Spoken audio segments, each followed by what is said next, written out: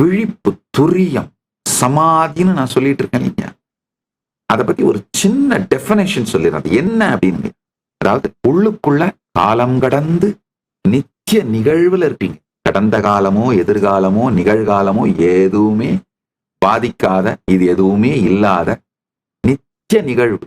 இப்ப இருக்கிற இந்த நிகழ்வு, இந்த நித்திய நிகழ்வுல இருப்பீங்க. வெளியில நீங்க உபயோகப்படுத்துற இந்த மனம், உடல், இதை வச்சு செயல்படுறது எப்படின்னு பண்ணுவீங்கன்னா, ஒவ்வொரு வினாடியும் உங்கள் வாழ்க்கை என்பதை புரிந்து செயல்படுவீங்க. காலத்துக்கு உள்ளே இயங்குகின்ற மனம், உடல் ஒரு வினாடியை கூட வீணாக்காமல் குறிக்கோளை நோக்கி இயங்குவதும், காலத்துக்கு அப்பாற்பட்டிருக்கும் உங்கள் ஆன்மா, நீங்கள் நித்திய நிகழ்விலே எதை பற்றியும் கவலை இல்லாமல் இருப்பதும், இந்த இரண்டுமே சைமல்டேனியஸா நடக்குங்கயா. ஸ்ட்ரெஸ் இல்லாம 24 மணி நேரம் வேலை செய்வீங்க. 24 மணி நேரமுமே வெக்கேஷனாவே இருக்கும். அதுவே வெக்கேஷனா இருக்கும், அதுவே வேலையா இருக்கும், அதுவே இனிமையான என்டர்டெயின்மெண்டா இருக்கும், அதுவே வாழ்க்கையோட என்டர்டெயின்மெண்டா இருக்கும். அதுதான் என்லைட்டன்மெண்ட். என்டர்டெயின்மெண்ட்டும் என்டர்டெயின்மெண்ட்டும் ஒர்க்கும், உங்களுடைய தொழில், உறவுகள், வாழ்க்கை, வெக்கேஷன், இது எல்லாமும் ஒன்னா 24 மணி நேரமும் ஒரே மூட்ல இருக்கும். அதாங்க என்லைட்டன். வேலை தனி, வாழ்க்கை தனி, என்டர்டெயின்மெண்ட் தனி, என்ஜாய்மெண்ட் தனி, ஸ்ட்ரெஸ் ஒண்ணுமே இருக்காது. உள்ளுக்குள் இந்த கான்ஷியஸ் சாவரனிட்டி, ஆன்ம சுதந்திரம், உங்களுடைய கான்ஷியஸ் சாவரனிட்டியை ரீக்ளைம் பண்ணுங்க. அதுக்கான வழிதான் நான் சொல்றேன். உள்ளுக்குள்ளும் வெளியிலும் நடப்பவை அனைத்தையும் சாட்சியாக பாருங்கள். உள்ளுக்குள்ள கொந்தளிக்கும் போது உள்ளுக்குள்ளையும் வார்த்தைகளை உபயோகப்படுத்தாதீங்க, வெளியிலையும் வார்த்தைகளை உபயோகப்படுத்தாதீங்க. ஒரு 10 நாள் தான் அந்த மனப்பழக்கம் வர்றதுக்கு ஸ்ட்ரகிள் பண்ணுவீங்க. ஆனா வந்துருச்சுன்னு வச்சுக்கோங்க, முடிஞ்சது. உங்களுக்கும் அது பழக்கமாயிடும். சாட்சியா இருக்கிறது உங்களை சுத்தி இருக்கவங்களுக்கும் பழக்கமாயிடும். நீங்க இப்படிதான் இருக்க போறீங்கன்னு. ஒரு மாசத்துல உங்க லைஃபே வேற லெவலுக்கு மாறிடுங்க. சாமி, நான் இந்த மாதிரிலாம் சாந்தமா பீஸ்ஃபுல்லா இருந்தா என் கேர்ள் ஃப்ரெண்ட் என்னை விட்டு ஓடி போயிடும் சாமி. விட்டது தலைவலி, விட்டது தருதரன், நிம்மதியா இருங்கப்பா. நீங்க மெச்சூர்ட் ஆகும் பொழுது, நீங்க என்ன மெச்சூரிட்டி லெவலுக்கு ஃப்ரீக்வன்சி போறீங்களோ அந்த ஃப்ரீக்வன்சிக்குரிய உறவுகள் உங்களை சுத்தி தானாவே வருங்க. அந்த உறவுகளோட வாழுங்கயா. இந்த old environment, old people, old ஃப்ரீக்வன்சியில நீங்க கட்டமைத்த ஈகோ சிஸ்டம், அது உடையட்டுங்கய்யா. அதுல இருந்து வெளியில வாங்க.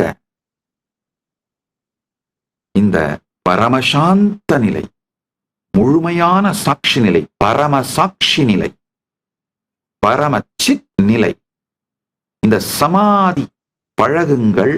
பழக பழக பழக உங்களுடைய ஓல்டு என்விரான்மெண்ட் உங்களுக்கே டேஸ்டா இருக்காதுங்க. டிராப் ஆக ஆரம்பிச்சிடும். ரொம்ப எம்டியா இருக்கும். அந்த பழைய பார்ட்டி, பழைய ஃப்ரெண்ட்ஸ் எல்லாம் போலித்தனமா இருக்கும். அது உங்களுக்கே டேஸ்ட் இருக்காது. என்ன அதையே பேசுறது, அதே தண்ணி அடிச்சுட்டு, அதே புலம்பிக்கிட்டு, அதே வீரா பேசிட்டு அப்படியே உருண்டுறது. திரும்ப காலையில எழுந்திரிச்சு திரும்ப போதை தெளிஞ்சிட்டா இன்னும் நிஜ வாழ்க்கை வந்துருமேன்றதா, நிஜ வாழ்க்கையில வராம இருக்காது திரும்ப குடிக்கிறது. அப்படி திரும்ப குடிக்கிறதுக்கு பணம் இல்லைன்னா அந்த செல்போனை எடுத்து நோண்டிட்டு, அதுவும் ஒரு விதமான போதை தானே. உங்களில் இருந்து உங்களை விலக்கி வைக்கும், உங்களை நீங்கள் மறந்து உங்கள் வாழ்க்கையை பற்றி உங்களுக்கு எந்த விதமான அவேர்னஸும் கான்சியஸ்னஸும் இல்லாமல் உங்களிலிருந்து உங்களை நகர்த்தி வைக்கும் எல்லாமே போதை தான்.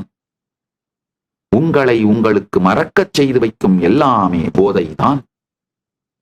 டிப்ரெஷனே ஒரு விதமான போதை தாங்க. ஏன் நீங்க ஃபெயிலியர்னு உங்களை நீங்களே ஜஸ்டிஃபை பண்ணிட்டு, அந்த ஜஸ்டிபிகேஷனுக்கு உலகத்துல இருக்க அத்தனை பேரையும் பழி போட்டு அதை நீங்களே திரும்ப திரும்ப சொல்லிக்கிறதால நம்ப ஆரம்பிச்சதுதான் டிப்ரெஷன். வேற ஒண்ணும் இல்லை. நிஜமான பிரச்சனைகள் வந்தா டிப்ரெஷன் தானா காணாம போயிடும். ஒருத்தன் டிப்ரெஷன்ல இருக்கான்னா அருமையான ட்ரீட்மெண்ட் இருக்கு. அவனுக்கு நிஜமான பிரச்சனைகளை கொடுங்க, டிப்ரெஷன்ல வெளியில வந்துருவான். அவனை ரீஇன்வென்ட் பண்ணிப்பான். நிஜமான பிரச்சனைகள் இல்லாததுனால மனத்தால போலித்தனமா கற்பனையான பிரச்சனைகளை எல்லாம் உருவாக்கிக்கிட்டு அதை ஸ்ட்ராங்கா நம்பி, இதுல ஒரு கொடுமை என்னன்னா, டிப்ரெஷனை நார்மலைஸ் பண்றது மட்டும் இல்லாம இப்ப ஜென்சி அதை ஒரு சேக்ரடா மாத்துறாங்க. அப்ப என்ன ஆகுதுன்னா, உங்களுக்கு டிப்ரெஷன் வந்தா எல்லாரும் உங்களுக்கு அட்டென்ஷன் கொடுப்பாங்கன்னு நீங்க நம்ப ஆரம்பிச்ச உடனே டிப்ரெஷனை தண்ணி ஊத்தி மட்டும் இல்ல, உரம் போட்டு வளர்க்க ஆரம்பிச்சிடுறீங்க. நீங்க டிப்ரெஷன்ல இருந்து டிப்ரெஷனுக்கு மெடிசன் எடுத்துக்கிட்டு அப்படியே உங்க வாழ்க்கை கழிஞ்சா யாருக்கு வருமானமோ அவங்க டிப்ரெஷனை ஒரு சேக்ரடான ஒரு விஷயமா மாத்தி உங்களை மூளை செலவு பண்ணிட்டு இருக்காங்க. நார்மலைஸ் பண்றது மட்டும் இல்ல, அத மெதுவா நீங்க உள்ளுக்குள்ள பல பேருடைய அட்டென்ஷன் சிம்பத்தி கிடைக்கிறதுக்காக செலிப்ரேட் பண்ண ஆரம்பிக்கிற அந்த ஸ்டைலுக்கு இப்ப போக ஆரம்பிக்கிறீங்க. இந்த ஓல்டு ஈகோ சிஸ்டம் இதை எல்லாத்துலயும் உடைச்சிட்டு வெளியில வாங்க. அது எப்ப வர்ற அந்த தைரியம் வரும்னா, எப்ப வருவீங்கன்னா, இந்த பட்டாம்பூச்சி மாதிரி கூட்ட உடைச்சிட்டு வெளியில வந்து சிறகடிச்சு எப்ப பறக்க ஆரம்பிப்பீங்கன்னா, உங்களுக்கு உள்ளும் வெளியும் நிகழ்பவற்றை சாட்சியாக பாருங்கள், ஆழ்ந்து கேளுங்கள். இந்த ஒரே ஒரு சமாதி பழகுதல் ஆரம்பிச்சீங்கனாலே உள்ளுக்குள்ளேயும் வெளியிலையும் ஏகப்பட்ட மாற்றங்கள் வந்துருங்க. உங்க டேஸ்ட் மாறிடுங்க லைஃப்ல. உணவு, உடை, இது சம்பந்தமா மட்டும் இல்ல, உறவு, உங்க குறிக்கோள், சகலத்தை பற்றிய டேஸ்ட் மாறிடும். அடுத்த முக்கியமான சத்தியம், இந்த சமாதி பழக துவங்கும் பொழுது உங்களுடைய வாழ்க்கையில ஒரு அருமையான சின்க்ரனிசிட்டியும் ஃப்ளோவும் ஆரம்பிச்சிருங்க. நீங்க யாரா மாறணுமோ, உங்க வெற்றி, நிஜமான நீங்களும் உங்களுடைய தினசரி வாழ்க்கையும் ஒரு இனிமையான சின்க்ரனிசிட்டிக்கு வந்துருங்க, ஃப்ளோக்கு வந்துரும். உங்களை அறியாமலே எக்ஸ்ட்ராடினரியான விஷயங்கள் உங்களுக்குள்ள மலர ஆரம்பிக்கும்.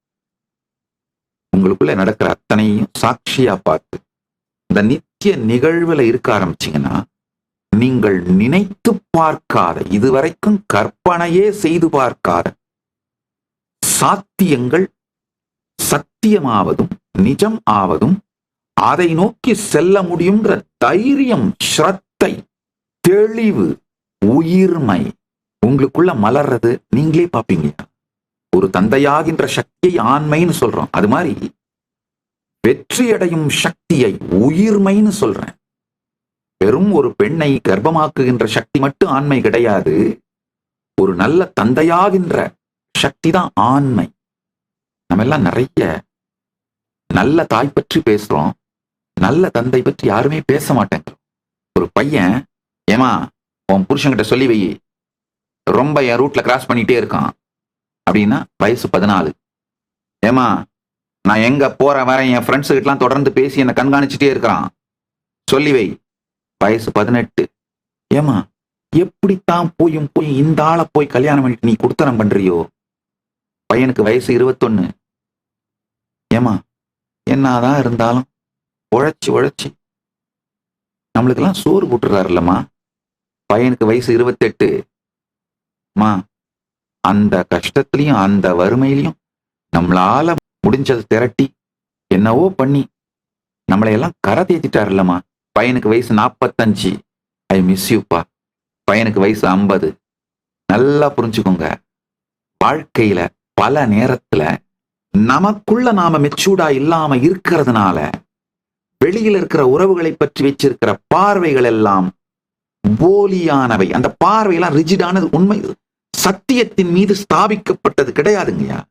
அதனால உங்களுக்குள்ள இருக்கிறது அத்தனை, உள்ள இருக்கிறது வெளியில இருக்கிறது அத்தனை சாட்சியாக பார்க்க துவங்கினால் உங்களை அறியாத பெரிய சத்தியங்கள், முதிர்ச்சி, இதெல்லாம் மலர துவங்குங்க. ஒரு நல்ல தகப்பனாக மாறுவதுதான் ஆண்மை, வெற்றியை அடைவதுதான் உயிர்மை. உயிரோட இருக்கிறவன்லாம் உயிர்மை உடையவன் இல்லைங்கயா. ஆனாய் பிறந்தவன் எல்லாம் ஆண்மை உடையவனும் அல்ல, உயிரோடு இருப்பவன் எல்லாம் உயிர்மை உடையவனும் அல்ல. உயிரை உயிர்ப்பித்து இகமும் பரமும் முழுமை காண்பதே உயிர்மை. உங்களுக்கு உள்ளேயும் வெளியிலையும் நடக்கிறத சாட்சியா பார்க்க ஆரம்பிச்சீங்கன்னா, வெளி உலகத்தில் கூட எவ்வாறு செயல்பட வேண்டும், உங்க டேஸ்ட் மாறுறதுனால வர முதிர்ச்சியினாலேயே மிக தெளிவான சரியான முடிவுகள் எடுக்க ஆரம்பிப்பீங்கயா. பயம் கரைஞ்சு போயிடும். ஐயா, நீங்க எல்லாருமே பாத்தீங்கன்னா எண்ட்லெஸ் டிஸ்ட்ராக்ஷனை சுகம்னு நினைக்கிறீங்க, பயத்தை பாதுகாப்புன்னு நினைக்கிறீங்க. கிடையாது. பயத்தால் ஒரு நாளும் பாதுகாப்பு வருவதில்லை. எண்ட்லெஸ் டிஸ்ட்ராக்ஷன்ஸ் சுகமும் கிடையாது. எண்ட்லெஸ் டிஸ்ட்ராக்ஷன்ஸ் சுகமும் தருவதில்லை. சாட்சியா பார்க்கும் பொழுது வருகின்ற தெளிந்த புத்திதான் எதிர்கால வாழ்க்கைக்கு மிகப்பெரிய பாதுகாப்பு. மீண்டும் ஒருமுறை கதவை திற, காற்று வரட்டும். பகவான் ஸ்ரீ நித்யானந்த பரமசிவம் அருளும் சிறப்பு நீரலை சத்சங்கம்.